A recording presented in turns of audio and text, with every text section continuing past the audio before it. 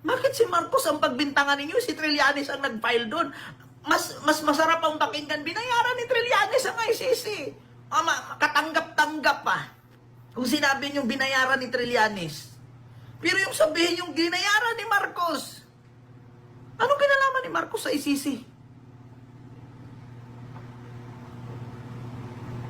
Si Trillanes ang nagsampa ng kaso kay Digong.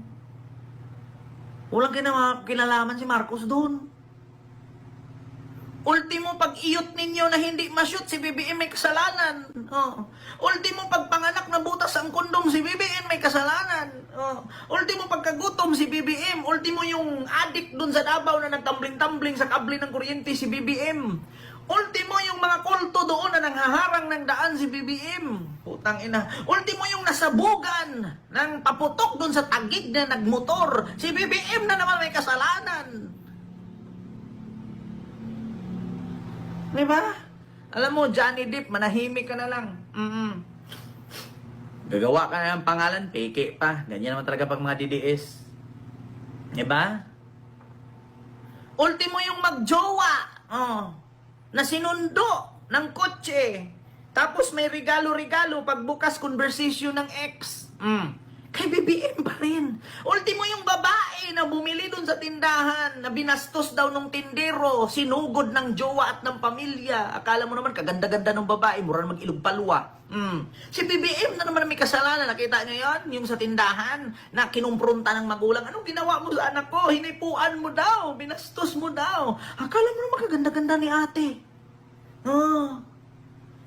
Diyos ko naman. Ultimo yung kapatid ni Pokwang na namatok nang nagkakariton. Si BBM na naman may kasalanan. Putang ina niyo, mga DDS. Ultimo ito, si BBM may kasalanan. Kita mo yan? Ultimo kulto na nanghaharang ng kalsada, si BBM naman may kasalanan. Wala po ginagawa niyo ng retire. Di ba? Sinipa pa ng nobyo yung istante, kaya natuwad yung mga nakapatong nung candy. Putang ina. Chismis ang tunin sa ngayon. Diyos ko naman. Sa palibag.